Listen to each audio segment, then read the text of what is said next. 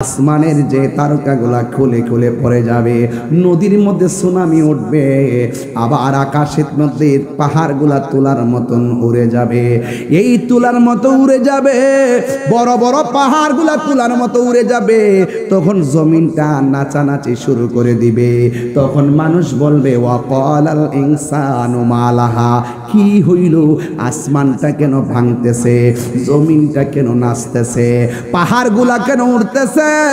আমার নবী আপনার নবী বলেন ওই দিন কেমন কাঁপাকাঁপি হইব জানোনি?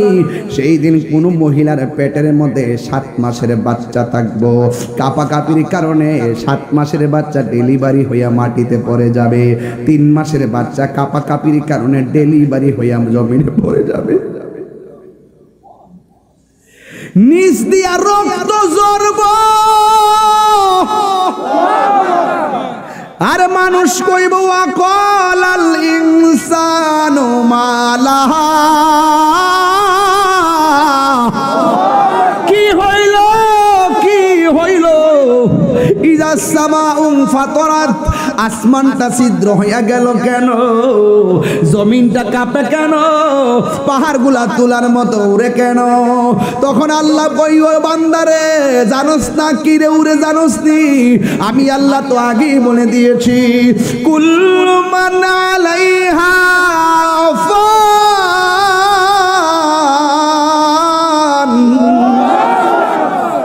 তুই কি জানোস না সব আমি আল্লাহ লন্ড বন্ড করে দিমু।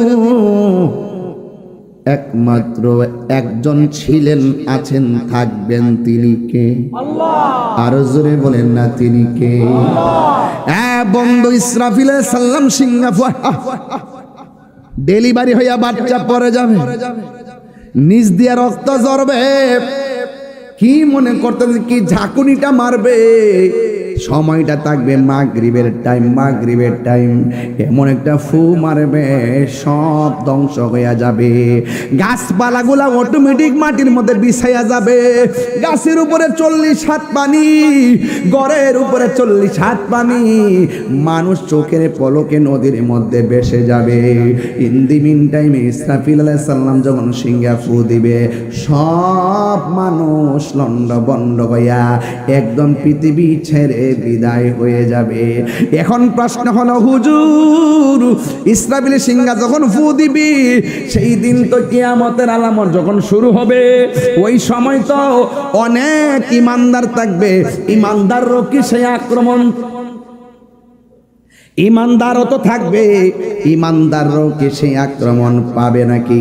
আমার নবী বলে না না, ইসরাফিলের তাণ্ডব লীলার ভিতরে ইমানদারকে আমার আল্লাহ এমন ভাবে সেভ করবে, পৃথিবীর এক প্রান্ত থেকে একটা প্রেমের বাতাস আসবে, আইসা এই বগলের নিচে রাখবে।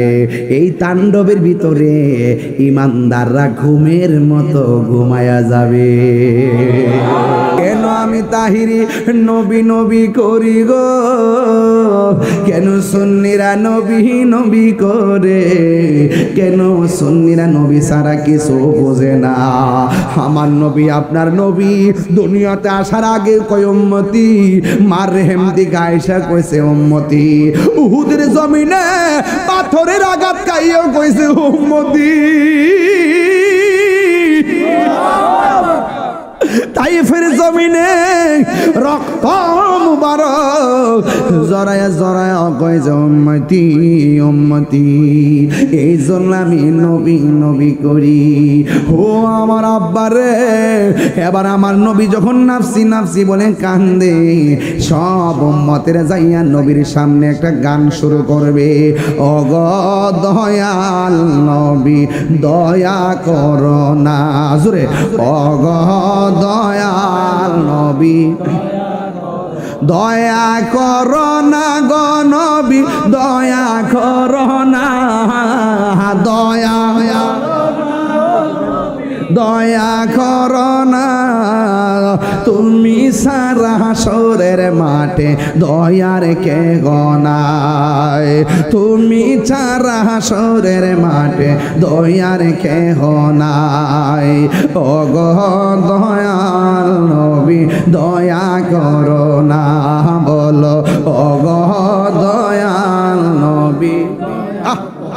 সব নবীদের কাছে গেলাম কাজ হইল না, তুমি তোমার উম্মতের দূর করো না, দূর করো না গো নবী, দূর করো না, তুমি তোমার উম্মতের দূর করো না। সবাই ওগো দয়াল নবী। এবার সবাই গিয়ে নবীর সামনে কান্না শুরু করবে, কিন্তু আল্লাহর হাবিব সাজদা থেকে মাথা মোবারক তুলবে না। এবার নবী আমার সাজদায় পড়ে থাকবে। কেন? এই যে নবী আমার উম্মতের জন্য এত দেওয়ানা, উম্মত নবীর কাছে গেছে, নবী মাথা মোবারক তোলে না। কারণ কি জানেননি? ওই সময় আমার আল্লাহ কাহার রং ধারণ করে থাকবে, কথা বলার সাহস কাহারও নাই। আমার নবী সাজদা দিয়া পড়ে থাকবেন, উম্মতের কথায় আজকে উঠব না যতক্ষণ আমার আল্লাহ আমারে ডাক দিবে না, ততক্ষণ আমি সেজদা থেকে মাথা মুবারক তুলব না। আমার নবী, আপনার নবী সাজদায় পড়ে উম্মতের জন্য কাঁদতেছেন। ইন দি মিন টাইমে আমার আল্লাহ রাব্বুল আলামিন ডাক দিয়া কয়, বন্ধুরে আমার, ও বন্ধু, কেডা গুনাহগার আমি আল্লাহ জানি, কার নেকি কত আমি আল্লাহ জানি, কে জাহান্নামী আমি আল্লাহ জানি, কে জান্নাতি এরপর আমি আল্লাহ জানি। এরপর আমি টানাইছি মিজান, প্রমাণ করব হাসরের মাঠে আপনার সম্মান। ইয়া মুহাম্মদ ইরফা রাসাকা ওয়াসাল তুতা ওয়াশফা তুশাফা। ও বন্ধু, আপনার মাথা মোবারক তুলেন। এবার আমার নবী মাথা মোবারক আল্লাহ যখন বলবে তুলেন, নবী তুলবে। তোলার পরে আমার আল্লাহ কয়ে 90 বছর আয়ু দিলাম দুনিয়ার ভিতরে, 27 বছর কাটাই নিলাম মেরাজের ভিতরে, 63 বছর আয়ু পাইলা দুনিয়ায় তাকিয়া, কত না কেন্দেছ দোস্ত উম্মতের লাগিয়া। আজ হাসরে তোমায় দোস্ত একটা কথা দেই বলিয়া, যাকে খুশি তারে তুমি যাও না বেহেশতে লইয়া। আর জোরে গন আল্লাহু আকবার। ঘাটে ঘাটে নাও লাগাইয়া মুর্শিদ ভোজন লইও, ঘাটে ঘাটে নাও লাগাইয়া মুর্শিদ ভোজন লইও, তরিকতের পাগল ফাইলে টান্দা কোলে লইও রে, তরি রে হুশিয়ার হইয়া বাইও। ঠিক কিনা? আল্লাহু আকবার বলেন না কেন? সাবধান সাবধান, হাঁটু পানির মধ্যে ডুব দিয়েন না। যে জানে তার কাছে যান, যে জানে তার কাছে যাওয়া আমার আল্লাহর নির্দেশ। কথা কোন ঠিক কিনা? সুদকুরের লোকে চললে আপনি সুদকুরের সঙ্গে হাসর হবে, ঘুষখোরের লগে চললে ঘুষখোরের সঙ্গে হাসর হবে। আমার নবী বলেন, আনতা মা'মান আহবাবতা, তুমি যার সাথে চলবা তার সাথেই তোমার জান্নাত হবে। আমরা ইমানদারের সঙ্গে থাকতে চাই কি চাই না? এই আওয়াজে মানি না, জোরে কন্যা চাই কি চাই না? আল্লাহু আকবার কোন, আল্লাহু আকবার। এই জন্য আমার যুবক বাবা, ওই হুমনার বাবারা কষ্ট হইতেছে, লাইনটা কি বুঝতে অসুবিধা হইতেছে? আমি যদি এখান থেকে ওয়াজ না ধরি তাহলে কইবেন যে মাঝখানটা শুরু করছি। আমি গোড়ার থেকে ধইরে আস্তে আস্তে যাইতেছি যেন 1 থেকে 100 হয়। কথা কোনা কি লাগে? জীবন থেকে শুরু করছি কবর, কবর থেকে হাসর, কিয়ামত, কিয়ামতের পরে হাসর। হুট করে মাঝখানটা ধরলে চলবো? ওয়াজ বুঝছেন তো ইনশাআল্লাহ? তাইলে আপনারা বলেন, কবর কি আসল ঘর না নকল ঘর? আরো বড় করে আসল ঘর না নকল ঘর? একদিন নয়, 2 দিন নয়, আমার আল্লাহ বলেন যত বছরই কবরে থাকুক, ইসরাফিল আলাইহিস সালাম যখন সিংহা ফু দিবে, ওই সময় মানুষগুলা সব লন্ডভন্ড হয়ে যাবে। এই পৃথিবীটা একদম স্তব্ধ হয়ে যাবে। এতদিন পাখির এতদিন পাখির কুচকে আওয়াজ ছিল, এখন পাখির আওয়াজ নাই। এতদিন দুনিয়ার আওয়াজ ছিল, কোনো দুনিয়ার আওয়াজ নাই। এতদিন মানুষের কোলাহল ছিল, কোনো কোলাহল নাই। সব নীরব হয়ে যাবে। কয়েক হাজার বছর আমার আল্লাহ এমন ভাবে নীরব বানায় ফালায় রাখবে। এরপরে আমার আল্লাহ একটা মাঠ বানাবে, ওই মাঠের সময় কোনো পানি থাকবে না। এখন বলেন হুজুর মাঠটাকে আসমানে বানাইব না জমিনে?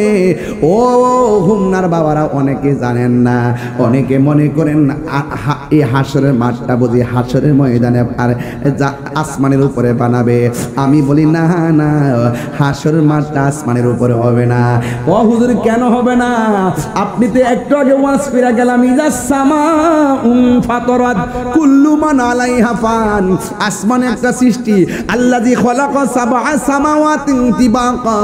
আল্লাহ যে 7টা স্তরে আসমান বানাইছে, এই 7টা আসমান কিয়ামতের সময় ভাঙ্গা পইরা যাইব। তাহলে আসমানের উপরে হাসরের মাঠ তানে আপনারে কইছে গাড়া। এখন প্রশ্ন হলো দলিলে কোথায় আছে? দলিলের মধ্যে আছে গো আমার আল্লাহ 50,000 বছর পরে যে মাঠটা বানাইব, এই মাঠটা কবে শাম দেশে। জোরে জোরে কি সুবহানাল্লাহ বলা যাবে না?